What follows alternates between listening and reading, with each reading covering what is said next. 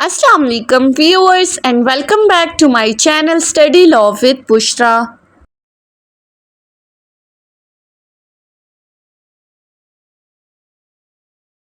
So in today's video we are going to discuss the topic of arrest without warrant under Criminal Procedure Code 1898. But before starting the discussion, I request you all to please subscribe to my channel and don't forget to press the bell icon for latest updates. Do share this video with your friends and don't forget to comment your feedback. So let's move towards the discussion.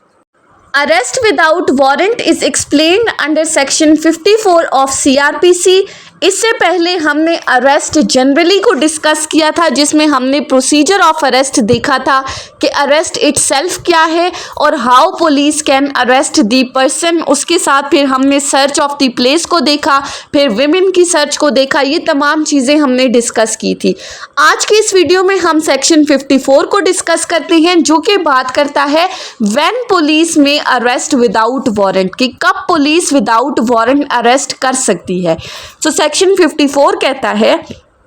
Any police officer may without the order of the magistrate and without the warrant arrest,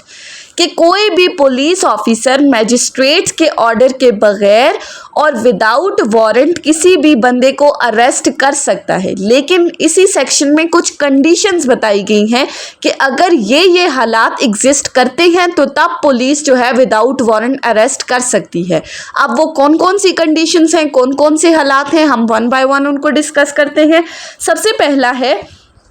any person who has been concerned in any cognizable offense against whom a reasonable complaint has been made or credible information has been received or a reasonable suspicion exists of his having been so concerned। अब इस clause को देखें तो हमारे पास चार चीज़ों के बारे में बात की गई है। सबसे पहली बात की गई है कॉग्निजेबल ऑफेंस की कमीशन की, कि अगर पुलिस ऑफिसर को लगता है कि किसी बंदे ने कोई कॉग्निजेबल ऑफेंस कमिट किया है या वो कोई कॉग्निजेबल ऑफेंस कमिट करने जा रहा है या किसी के साथ इस कॉग्निजेबल ऑफेंस को कमिट करने के लिए इन्वॉल्व्ड है। सेकेंडली, कोई भी ऐसा बंदा जिसके अगेंस्ट कोई रीजनेबल कंप्लेंट मौसूल हुई है, किसी बंदे ने पुलिस को जाके रिपोर्ट की है कि फलां बंदे ने कोई ऑफेंस कमिट किया है, या फिर credible information has been received, यानी कि ऐसी इंफॉर्मेशन जो किसी क्रेडिबल सोर्स से मौसूल हुई है जिस पर भरोसा किया जा सकता है। सो अगर ऐसी कोई भी इंफॉर्मेशन रिसीव हुई है या फिर or a reasonable suspicion exist of having been so concerned, या पुलिस को कोई डाउट है किसी भी बंदे पर, फॉर एग्जांपल कोई आदि मुजरिम है जिस पर पुलिस को कोई डाउट है कि ये बंदा ये ऑफेंस कमिट कर सकता है। सो अगर इन चारों में से कोई भी सिचुएशन एग्जिस्ट करती है तो police officer without the order of magistrate उस बंदे को अरेस्ट कर सकता है। सेकंड आ जाते हैं any person having in his possession without lawful excuse the burden of proving which excuse shall lie on such person any implement of the house breaking। दूसरी बात की गई है कि अगर कोई ऐसा बंदा है जिसके कब्ज़े में कोई ऐसे इंस्ट्रूमेंट्स हैं, कोई ऐसे आलात हैं जो कि घर का ताला तोड़ने के लिए इस्तेमाल हो सकते हैं, और उस बंदे से अगर ये पूछा जाता है कि आपके पास ये आलात मौजूद हैं और उसके पास कोई जस्टिफिकेशन नहीं है, वो सेटिस्फाई नहीं कर सकता पुलिस को, और उसके पास इन आलात का मौजूद होना ये तासुर दे रहा है कि ये किसी के घर में दाखिल होकर चोरी करना चाहता है, तो ऐसी सूरत में भी सिर्फ और सिर्फ इस पोजेशन की वजह से पुलिस इसको अरेस्ट कर सकती है। Thirdly, any person who has been proclaimed as an offender either under this code or by the order of the provincial government। तीसरी बात की गई है प्रोक्लेम्ड ऑफेंडर की, यानी कि कोई भी ऐसा बंदा जिसको ऑफिशियली प्रोक्लेम कर दिया है, जिसको इश्तहारी मुजरिम करार दे दिया है इस सीआरपीसी के अंडर या प्रोविंशियल गवर्नमेंट ने उसको इश्तहारी मुजरिम करार दिया है, तो उस बंदे को भी आप विदाउट वारंट जहाँ कहीं भी वो आपको नज़र आए पुलिस ऑफिसर उसको अरेस्ट कर सकता है। फोर्थ है हमारे पास any person in whose possession anything is found which may reasonably be suspected to be stolen property and who may reasonably be suspected of having committed an offence with reference to such thing. Fourth बात की गई है possession of stolen property की। अगर किसी बंदे के पास चोरी का माल मौजूद है और ये चोरी का माल मौजूद होना उसके पास ये तासुर दे रहा है कि उसने कोई ऑफेंस कमिट किया था और जिस जगह पर उसने कोई ऑफेंस कमिट किया है, जुर्म किया है, वहाँ से उसने ये तमाम चीज़ें हासिल की हैं, वहाँ से उसने ये तमाम चीज़ें चोरी की हैं, तो स्टोलन प्रॉपर्टी का किसी बंदे के पास मौजूद होना पुलिस ऑफिसर को ये पावर देता है कि वो उसको विदाउट वारंट अरेस्ट कर सकता है। उसके बाद नेक्स्ट आ जाते हैं फिफ्थ के ऊपर। फिफ्थ कंडीशन क्या कहती है? Any person who obstruct a police officer while in the execution of his duty or who has escaped or attempts to escape from lawful custody. अब इसमें भी तीन चीज़ों को डिस्कस किया गया है। सबसे पहली बात की गई है obstruction in the way of police officer. जब पुलिस ऑफिसर अपनी ऑफिशियल ड्यूटी पर मौजूद था और अगर कोई बंदा उसको वो ड्यूटी परफॉर्म करने नहीं दे रहा, यानी कि उसकी एग्जीक्यूशन ऑफ ड्यूटी में रुकावट डाल रहा है, उसको ड्यूटी परफॉर्म करने के रास्ते में कुछ हर्डल्स क्रिएट कर रहा है, या फिर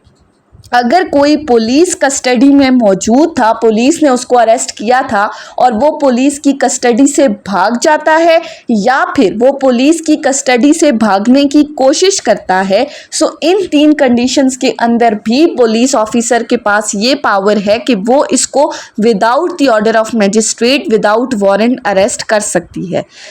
नेक्स्ट है हमारे पास सिक्स्थ है any person reasonably suspected of being a deserter from the armed forces of Pakistan.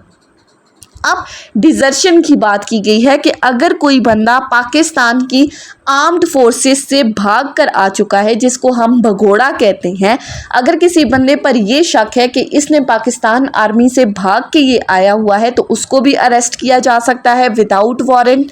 Next है सेवंथ कंडीशन हमारे पास ओमिटेड है, सो हम आ जाते हैं एट्थ कंडीशन के ऊपर। एट्थ कंडीशन क्या कहती है? Any release convict committing a breach of any rule made under section 565 sub section 3।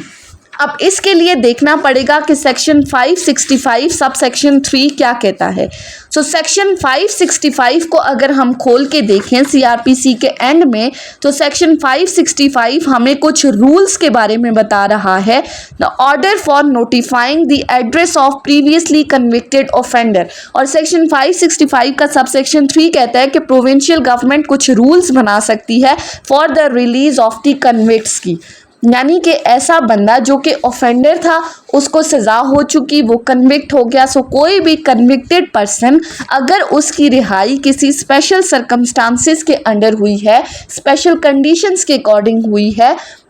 और वो उन कंडीशंस को ब्रीच कर रहा है, वो उनकी वायलेशन कर रहा है, सो उस वायलेशन की वजह से भी उसको विदाउट वारंट अरेस्ट किया जा सकता है। लास्ट है हमारे पास any person for whose arrest a requisition has been received from another police officer, provided that the requisition specifies the person to be arrested and the offence or other cause for which the arrest is to be made, and it appears therefrom that the person might lawfully be arrested without warrant by the officer who issued the requisition। अब इस condition के अंदर requisition की बात की गई है, मरासले की बात की गई है, यानी कि अगर कोई बंदा है जिसने कोई ऑफेंस कमिट किया है, वो किसी पुलिस ऑफिसर को मतलूब है, लेकिन जिस थाने की पुलिस को वो मतलूब है वो उसकी हुदूद से निकलकर दूसरे पुलिस स्टेशन की हुदूद में एंटर हो चुका है, तो ये पुलिस ऑफिसर जिसको ये बंदा मतलूब है, वो दूसरे police officer, station house officer को एक रेक्विजिशन लिखेगा और उसको बाकायदा उसके अंदर मेंशन करेगा कि ये बंदा हमें चाहिए, इसका हुलिया बताएगा, उसकी ऑफेंस से रिलेटेड इसकी नेचर ऑफ द ऑफेंस बताएगा, और ये कहेगा कि चूंकि ये बंदा हमें इस केस में मतलूब है, ये हमारी हदूद में मौजूद नहीं है, सो आप इस बंदे को अरेस्ट करके हमारे पास पेश करें ताकि हम इसके खिलाफ बाकायदा ट्रायल चला सकें। सो ये थी हमारी आज की डिस्कशन सेक्शन 54 के ऊपर, जिसमें हमने कुछ कंडीशंस को डिस्कस किया कि पुलिस ऑफिसर के पास कब ये पावर्स हैं कि वो किसी बंदे को विदाउट वारंट अरेस्ट कर सकता है, और सेक्शन 54 का ऑब्जेक्ट क्या है, इसका मकसद क्या है कि ये सेक्शन 54 पुलिस ऑफिसर्स को एक वसी पावर्स जो है वो दे रहा है ताकि वो ऐसे बंदों को अरेस्ट करें जो कि किसी कॉग्निजेबल ऑफेंस की कमीशन में इन्वॉल्व हैं। लेकिन साथ ही साथ ये सेक्शन पुलिस ऑफिसर की पावर्स के ऊपर कुछ लिमिटेशंस लगा रहा है, कुछ रिस्ट्रिक्शंस लगा रहा है कि